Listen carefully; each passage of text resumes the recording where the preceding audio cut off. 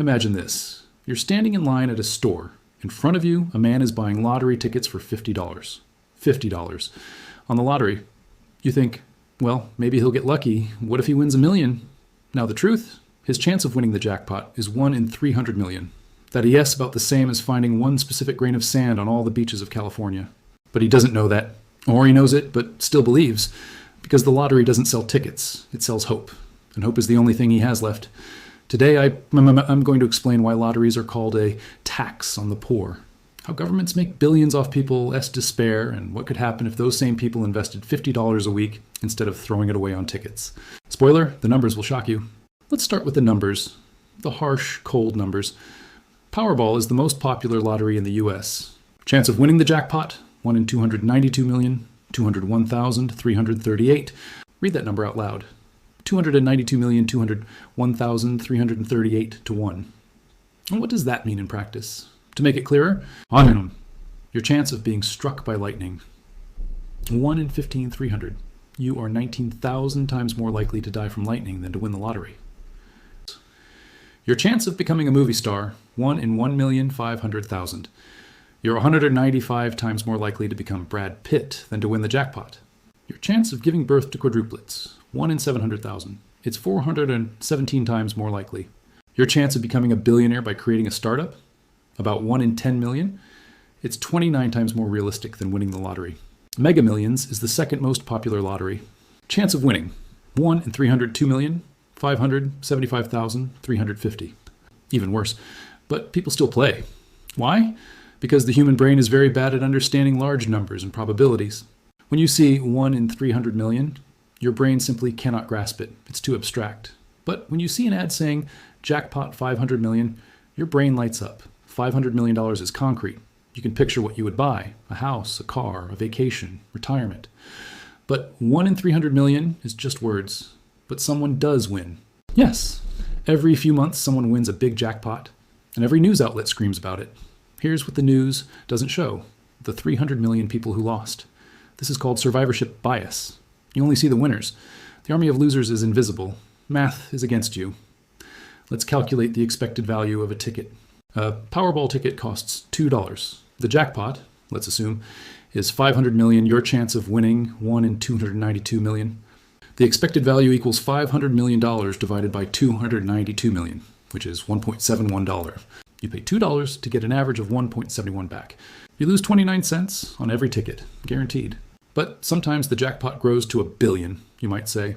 Even if the jackpot is $1 billion, the expected value equals $1 billion divided by 292 million, which is $3.42. Sounds good. A $2 ticket gives you $3.42 on average. But wait, you need to subtract taxes, 37% federal plus state, minus about 40-50% of the winnings. If someone else wins, the jackpot is split. Lump sum instead of annuity, another minus 40%. After all deductions, your $1 billion becomes 400 million.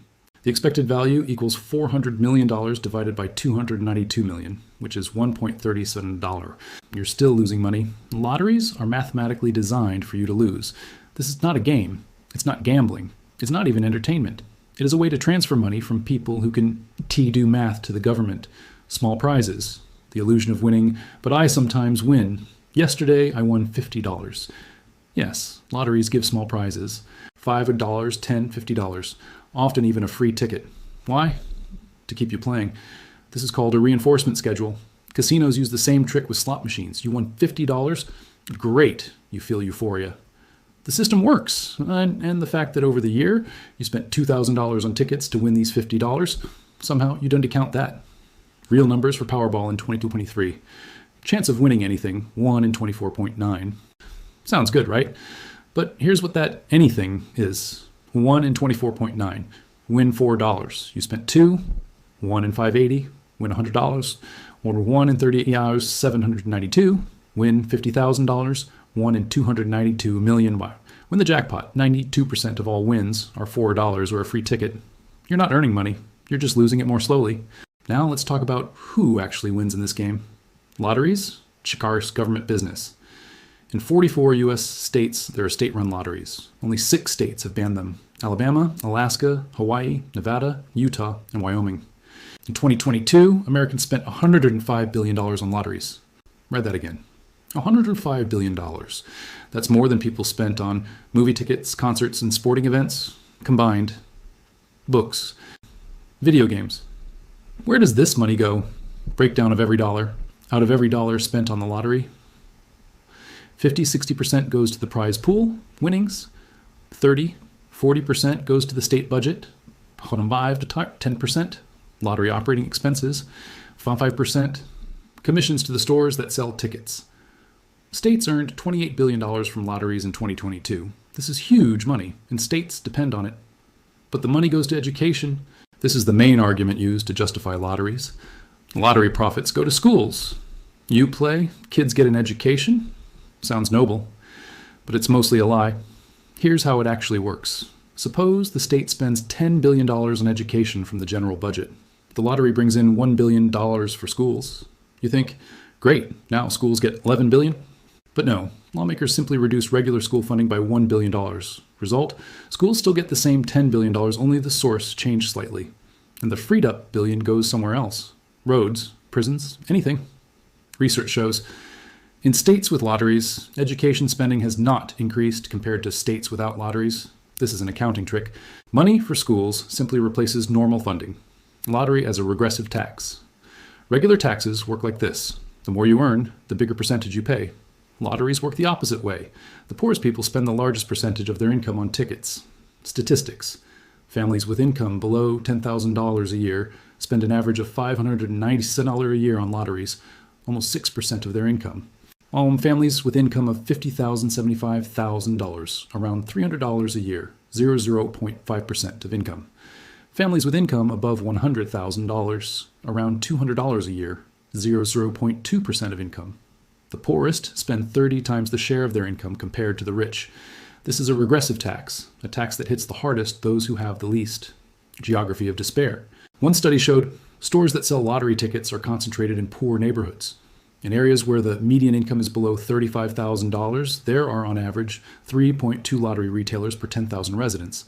In areas with income above $75,000, 1.1 retailers per 10,000 residents, almost 3 times more. This is not a coincidence. Lotteries are deliberately marketed in poor areas, marketing of despair. Look at lottery ads. What do you see? Change your life. Dreams come true. Your chance at a better life. This is not entertainment advertising. This is hope advertising. Hope for salvation. Who needs to change their life? People whose life is bad. Who needs a chance at a better life? People whose current life is awful. Lotteries sell hope to those from whom hope has been taken away. And the most cynical part, often it's government policy that created the conditions in which people became desperate. Low wages, poor education, lack of social mobility, and then the same government sells them the illusion of an escape for a $2 ticket. But no one is forcing them to play. This is the favorite argument of lottery defenders. It's voluntary. No one forces them. Technically, true. But let's be honest. When a person works 2 minimum wage jobs, lives paycheck to paycheck, sees that their kids aren't getting a proper education, can they afford a doctor, and the only hope for a better future they see is a 2 lottery ticket. Is that a voluntary choice, or is it exploitation of hopelessness? Real life examples. 2019, North Carolina. A woman spent $20,000 on lottery tickets in 1 year. Her annual income, $28,000. She spent 71% of her income on the lottery. She has 2 children. She works as a cashier, lives in a trailer. When asked why she does it, she said, "It's the only way my kids will ever go to college." This isn't stupidity, this is despair, compared to other countries. An interesting fact. In countries with strong social safety nets, lotteries are less popular. Scandinavian countries, Germany, France, they have lotteries, but people spend 3 to 5 times less per capita than in America. Why? Because they have free education, free healthcare, strong social support, real opportunities for social mobility. When people have real hope, they don't need artificial hope in the form of a lottery ticket. Lotteries thrive where the system has failed. Let's talk about the people. Who are they? The millions who buy lottery tickets every week? Demographics of lottery players. By income, the poorest 20% of the population buy 50% of all lottery tickets. The next 20% buy another 25%. The top 40% buy only 15%. By education, no high school diploma, 61% play. High school diploma, 48% play. College degree, 24% play. By race, an uncomfortable truth, but these are the facts. African Americans spend an average of $998 per year. Latinos owe $53. Whites, $410. Asians, $327. This is not about race, it's about poverty. Minorities in the States are statistically poorer, and they spend more. Psychology of the lottery player. Why do smart, hardworking people spend money on something mathematically meaningless? Reason number 1, probability distortion. The human brain is terrible at understanding tiny probabilities. We don't feel the difference between 1 in a million and 1 in 300 million. Both seem very unlikely but possible. But in reality, 1 in a million is 300 times more likely than 1 in 300 million. Reason number 2, availability bias. You constantly hear stories of winners on the news, in ads, from friends of friends, but you never hear from the 300 million people who lost. Your brain thinks, so many people win, the odds must be good. No, you're just hearing about one person out of 300 million. Reason number 3, illusion of control. These are my lucky numbers. I use my kids' birthdays. I have a system. People think they can influence the outcome somehow, but the lottery is pure randomness. Your lucky numbers have exactly the same chance as any other combination. 0 skill, 0 strategy, only luck. Reason number 4, buying a dream. This is the most important reason. People aren't buying a ticket. They're buying a few days of dreaming. From the moment they buy a ticket until the drawing, they can imagine a new house, a car, a vacation, retirement, helping their kids. For someone who has no other hope, those few days of dreaming are worth $2. It's sad, but it's true. Reason number 5, social aspect. In many poor communities, playing the lottery is a social norm. Everyone plays. Everyone talks about it. Everyone shares hopes. Not playing means standing out and being the one who doesn't believe in the dream. Reason number 6, no alternatives. If you have an extra $50 a week, a rich person thinks, where should I invest it? A middle-class person thinks, maybe put it in savings. A poor person thinks, a savings account at 0.5% a year? That won't even beat inflation. In 20 years, I'll have $60,000. I still can't buy a house. But the lottery offers the illusion of a chance to get $500 million overnight. Mathematically stupid? Yes. Psychologically understandable? Also yes. Real stories. Story 1, John, 52, Detroit. He has worked at a factory for 30 years. Salary, $42,000 a year. His wife works at a supermarket, $28,000. 2 teenage kids, a mortgage, a car loan, credit cards. Money is barely enough. Every Friday, after getting his paycheck, John buys $40 or $50 worth of lottery tickets. I know the odds are small, he says, but what else do I have? I've worked at this factory for 30 years. In 15 years, I'll retire with a $1,800 monthly pension. You can't live on that. Social Security? It'll run out soon. Savings? With what? We're barely getting by as it is. The lottery is at least some kind of hope. Story 2, Maria, 38, Houston. My kids are smart, she says. My oldest wants to become a doctor, but college costs $50,000 a year. Where am I supposed to get that kind of money? She'll take student loans and spend 20 years paying them back. That's not a life. Every week I buy a ticket and pray. I pray that at least once I'll get lucky, that I'll be able to give my kids what I never had. Is it stupid? Maybe, but it's all I have. Story 3, Robert, 67, rural Pennsylvania. Already retired. Pension, $1,400 a month, plus Social Security of $200. Total, $2,600. From that, $800 for housing, $400 for the car needed to get to the doctor, $300 for food, $250 for medication, $200 for utilities, $150 for insurance. He's left with $500 for everything else. Every week he buys $30 worth of tickets. I worked for 45 years, he says. I did everything right. I worked, I saved, I paid taxes. And what for? I'm sitting in an old house, barely able to afford my medicine. My wife died 2 years ago. The hospital bills ate up all our savings. The lottery is the only thing that makes me believe things could be different. Even if it's a lie, I need that lie to keep going.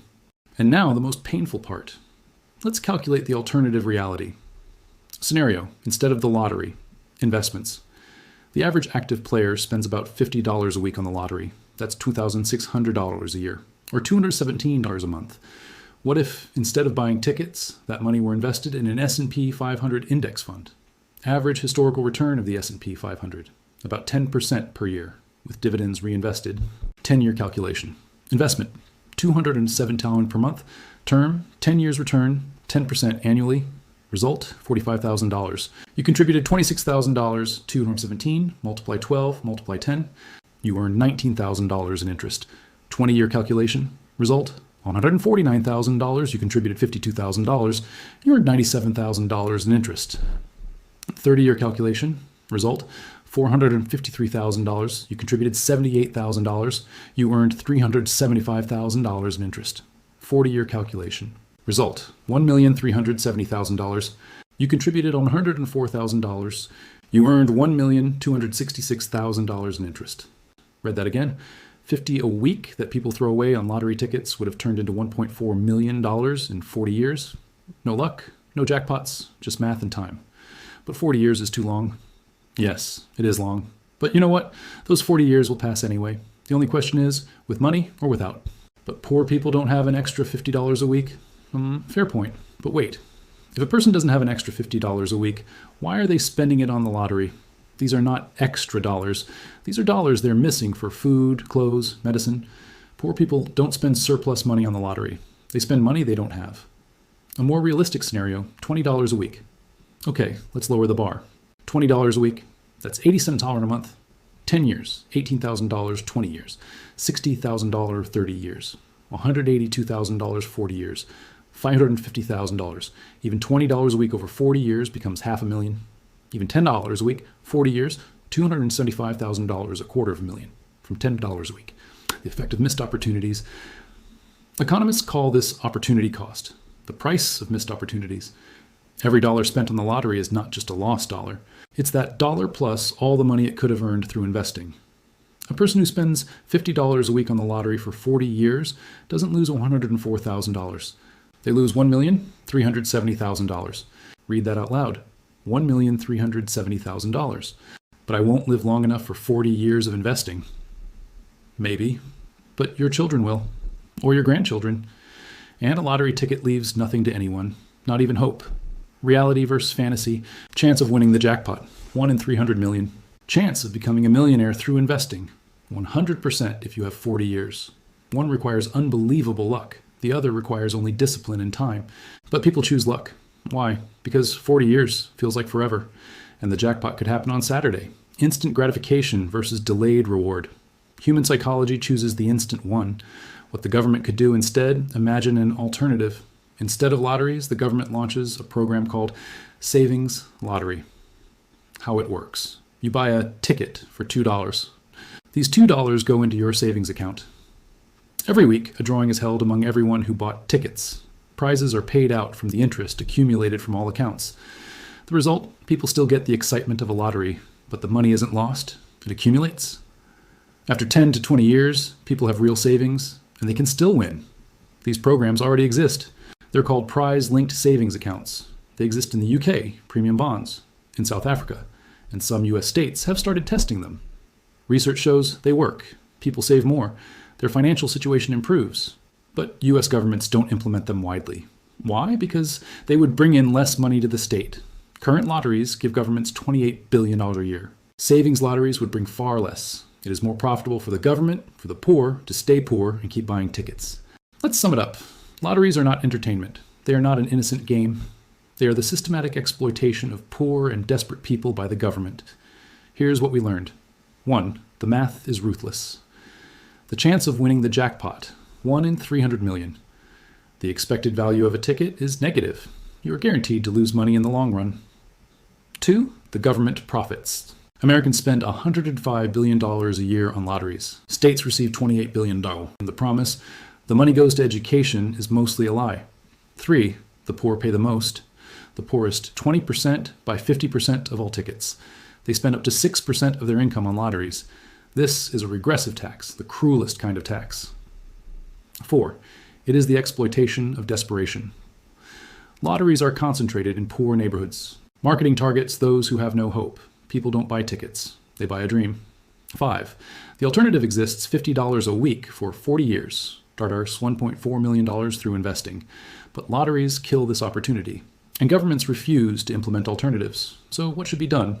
On a personal level, if you or someone you love plays the lottery, show them the math, the real numbers, show them the alternative, what could happen with investing, help them open an investment account, Start small, even $10 a week. On a systemic level, demand government transparency on where lottery money goes. Support prize-linked savings initiatives. Vote for politicians who stand for real social support, not the illusion of hope through lotteries. Demand restrictions on lottery advertising in poor neighborhoods. But the most important thing, change the narrative. Lotteries are sold as a chance at a better life. Reality, lotteries are the reason life doesn't get better. Every dollar thrown away on a ticket is a dollar that could actually change the future. For real, without luck. Final thought. Imagine a country where the minimum wage allows a decent life education is affordable for everyone. Healthcare doesn't lead to bankruptcy. Retirement allows people to live, not survive. In such a country, lotteries wouldn't be so popular because people wouldn't need the illusion of hope. They would have real hope. Lotteries thrive where the system has failed people. The question is not why people play the lottery. The question is why society creates conditions in which the lottery feels like the only way out. And the most cynical part, the same government that failed these people through low wages, poor education, expensive healthcare, and lack of opportunities, now earns billions from their desperation, selling them false hope for $2 a ticket. If this video opened your eyes, do 3 things. Share it with someone who plays the lottery. Don't judge, just show them the numbers. If you play, try an experiment. 1 month. Instead of buying tickets, open an investment account. Put the same money there. See how it feels. Spread the information. Most people don't know the real math, don't know how the system works. Knowledge is the first step toward change. Lotteries are called attacks on the stupid. But it's not about stupidity, it's about desperation, and about a society that exploits desperation instead of eliminating it. Thank you for watching.